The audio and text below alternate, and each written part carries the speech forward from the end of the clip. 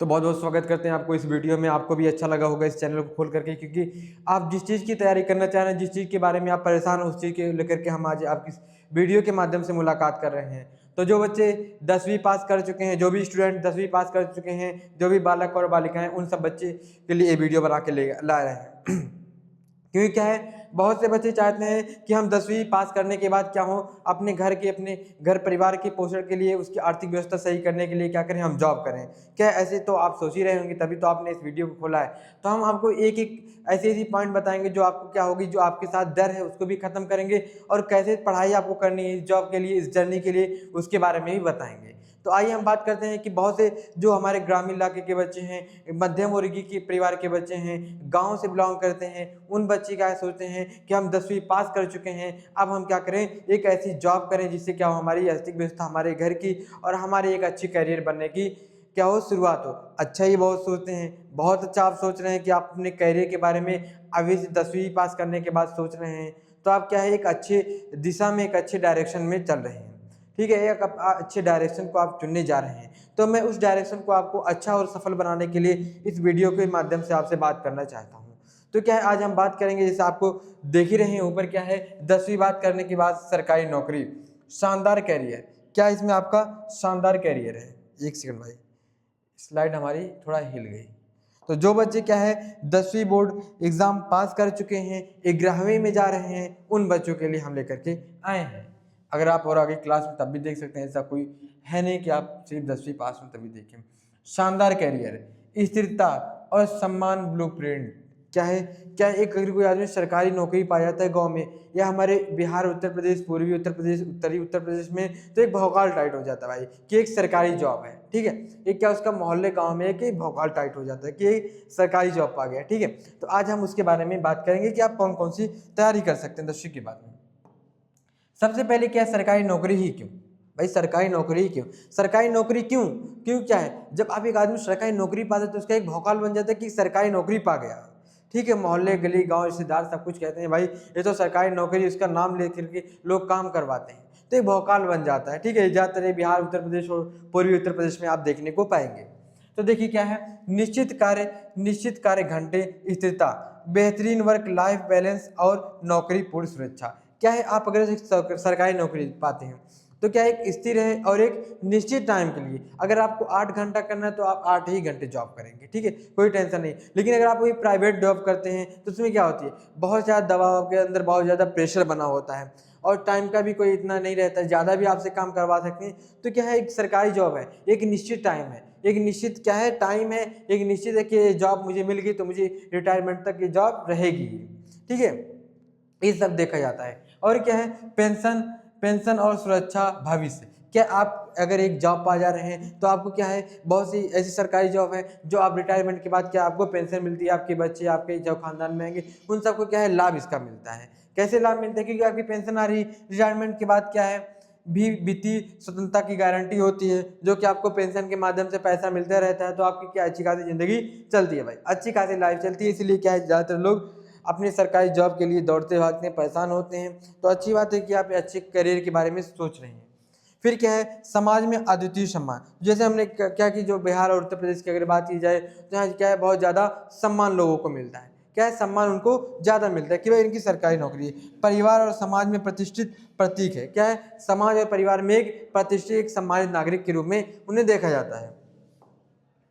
फिर आगे अगर हम प्रमुख क्षेत्र क्या है, सरकारी जॉब जो है आप 10वीं बाद में कौन कौन से दे सकते हैं उनके बारे में अगर बात करें, सबसे पहले क्या है, आप रक्षा के क्षेत्र में देश सेवा और अनुशासन। क्या आप देश सुरक्षा के यानी देश सेवा में जा सकते हैं, आर्मी में जा सकते हैं, पुलिस सिपाही में जा सकते हैं, जैसे तमाम क्षेत्र आपके यहाँ पे हैं। तो पहला क्या है, आप देश सेवा के लिए भी जा सकते हैं, आप फॉर्म भर सकते हैं, उसमें भी आप एग्जाम दे सकते हैं। दूसरा क्या है, बैंकिंग और डाक। बैंकिंग और डाक की भी क्या होती हैं, पोस्ट आपको मिलती है 10वीं पास करने के बाद। बैंकिंग में बहुत ज़्यादा आता है, डाक में आता है, डाक में कभी मेरिट दे करके आपका सिलेक्शन हो जाता है। किसी ग्रामीण गांव में इलाके में आया तो कहा गया कि गांव में सबसे ज़्यादा किसका मेरिट है, सबसे ज़्यादा परसेंटेज किसका, उसके हिसाब से भी गाँव में मिल जाता है। तो आप 10वीं बाद में क्या है, बहुत सी बैंकिंग में जॉब और डाक विभाग में ग्रामीण इलाके में पा सकते हैं। फिर क्या है, रेलवे, भारत का सबसे बड़ा नियोक्ता। क्या है, सबसे ज़्यादा अगर कहीं नौकरी का मिलता है तो क्या है, रेलवे में मिलता है, क्योंकि रेलवे क्या है, बहुत बड़ा है, तो वहाँ ज़्यादातर क्या है, बहुत बड़े मात्रा में, बहुत ज़्यादा बड़े पैमाने पर देखा जाता है, पद प्रमुख जो मिलते हैं, ज़्यादातर नौकरियाँ मिलने की उम्मीदें होती हैं। फिर क्या है, एसएससी एमटीएस, मंत्रालयों में डेस्क जॉब। आप अगर बड़े बड़े अधिकारी कार्यालय में जाएंगे तो वहाँ पे देखेंगे क्या है, उनके साथ छोटे छोटे कर्मचारी होते हैं, जो क्या एसएससी द्वारा एग्जाम निकाले हुए कर्मचारी होते हैं। इसके माध्यम से क्या वो लोग जॉब अपनी निकालते हैं। तो जो बड़े बड़े अधिकारी होते हैं उनके साथ रहने का उन्हें मौका मिलता है, उनके साथ काम करने का जो मिलता है वो सब देखा जाता है। फिर अगले क्या है, राज्य पुलिस और वन विभाग। अब अगर आप पुलिस विभाग में जाना चाहते हैं, इसका भी आपके पास अच्छा खासा मौका है, आप राज्य पुलिस में जा सकते हैं, या फिर वन विभाग फॉरेस्ट डिपार्टमेंट में भी जाने का अच्छा खासा आपके पास मौका है। कानून और प्राकृतिक की रक्षा के लिए आप जा सकते हैं। तो एक ही करके यहाँ से हम समझते हैं। सबसे पहले क्या है, अब देखिए, उससे पहले क्या है, अगर देखी जाए क्या है, कैरियर डायग्नोस्टिक मैट्रिक्स, यानी आपके लिए कौन कौन सा क्षेत्र सही है। अगर आप रक्षा पुलिस में जाते हैं तो आपका शारीरिक परीक्षण सबसे पहले होगा। फील्ड एक्टिविटी यानी सिपाही पुलिस, दौड़ भाग और परीक्षा, जैसी तमाम चीज़ों में आप जा सकते हैं, वहाँ भी करना पड़ेगा, यानी 10th के बाद भी आप दे सकते हैं। ऐसा नहीं कि आपकी 10th के बाद ही देना, आप अगर 12th पास हैं तब भी आप इस एग्जाम को दे सकते हैं।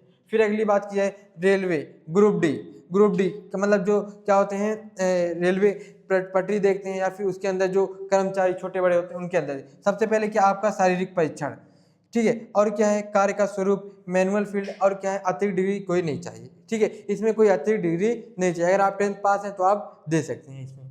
फिर अगली बात की जाए, रेलवे एएलपी, यानी इनमें कोई शारीरिक परीक्षण नहीं है। ग्रुप डी में क्या, कोई शारीरिक परीक्षण यहाँ पे होगा, ठीक, ग्रुप डी में क्या शारीरिक परीक्षण होगा, सिपाही उपाही में अगर आप चले गए। फिर क्या है, अगर आप रेलवे एएलपी में देखें तो इसमें क्या है, इसमें कोई शारीरिक परीक्षण नहीं है। टेक्निकल आपको जानकारी होनी चाहिए, इसमें थोड़ी बहुत क्या है, आपको टेक्निकल जानकारी, किसमें, एएलपी में आपको क्या है, थोड़ी बहुत टेक्निकल जानकारी होनी चाहिए। फिर अगली बात की जाए, आपके पास आईटीआई या फिर डिप्लोमा की नीड होती है, इसमें आईटीआई और डिप्लोमा की ज़रूरत होती है। जैसे पॉलिटेक्निक की ज़रूरत हो गया, पॉलिटेक्निक किए हैं या फिर कोई आईआईटी कर रखे हैं तो उसी क्या इसमें नीड ज़रूरत उसकी पड़ती है, ठीक है, इसकी क्या इसमें ज़रूरत पड़ेगी। फिर आके एसएससी एमटीएस में कोई शारीरिक परीक्षण नहीं है। डेस्क ऑफिस, आप आराम से बैठ के जॉब करें, ठीक है, एकदम आराम से बैठ के कर सकते हैं। क्या है, इसमें कोई ओनली 10th पास चाहिए, ठीक है, सिर्फ 10th पास ही। पोस्टल जेडीएस यानी जो डाक विभाग में होता है, इसमें कोई शारीरिक परीक्षण नहीं है।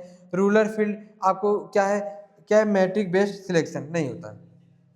क्या इसमें फील्ड मतलब क्या है, आप ग्रामीण इलाके में अगर जेडीएस यानी डाक विभाग में जॉब पाते हैं तो उसमें क्या थोड़ा आपको ग्रामीण इलाके में, गांव में तो भाई चलना पड़ेगा, ठीक है, डाक विभाग से आपको हटके थोड़ा चलना पड़ेगा, ठीक है, तो देखना पड़ेगा।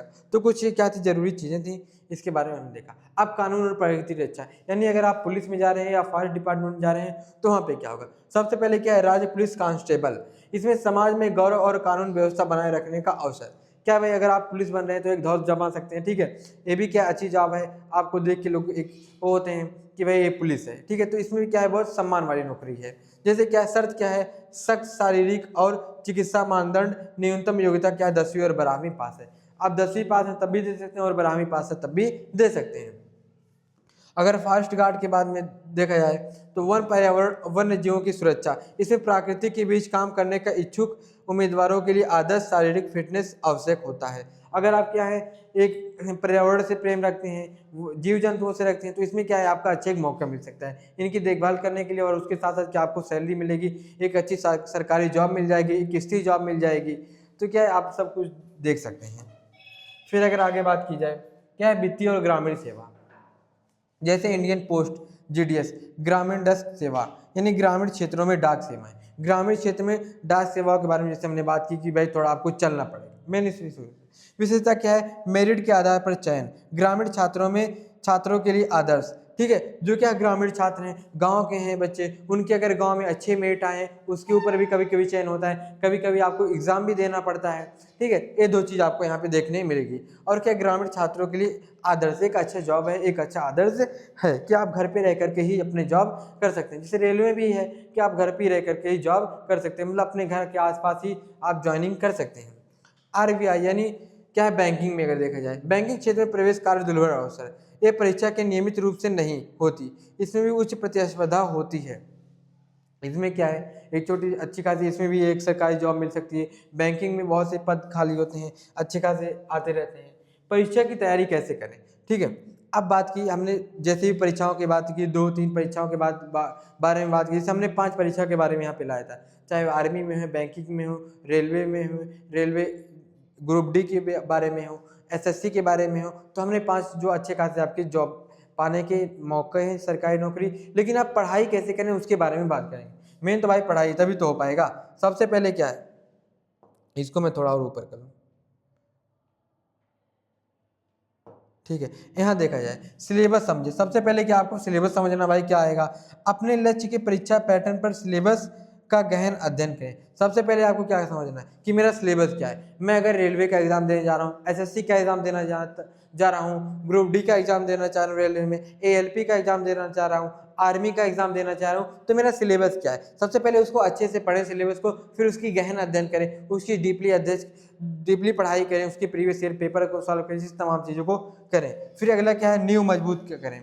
क्या है, बुनियादी विमाओं को, गणित, सामान्य ज्ञान और रीजनिंग अपनी पकड़ मजबूत करें। ठीक है, इन सब से भी क्या करें, अपनी मजबूत, क्या है, गणित हो गया, जीके हो गया, और क्या है, रीजनिंग हो गया। क्या इन सब पे क्या अपनी अच्छी खासी पकड़ बनाएं। फिर क्या, स्टडी का प्लान क्या है, एक ठोस दैनिक रूटीन बनाएं और नवीनतम भर्ती सूचनाओं पर नजर रखें। क्या एक ठोस एक अच्छी रूटीन बनाएं, और जो आ रही उस समय रूटीन, यानी उस समय जो वैकेंसी आ रही है उन सब पे क्या एक पकड़ बनाएं। निरंतरता, अनुशासन और दृढ़ संकल्प ही सफलता की एकमात्र कुंजी है। ठीक है, अब यह क्या होगा, यहाँ देखते हैं। आज से ही शुरुआत करें। ठीक है, आज से क्या करना, आपको शुरुआत करना है। 10वीं के बाद सरकारी नौकरी पाने सिर्फ एक सपना नहीं है, बल्कि सही दिशा में दी गई मेहनत और अनुशासन का परिणाम है। फिर और तमाम चीज़ें यहाँ पे लिखी हुई हैं, आप पढ़ सकते हैं। फिर हम क्या है, अपनी अगली क्लास में मुलाकात करेंगे उसके साथ। Thank you.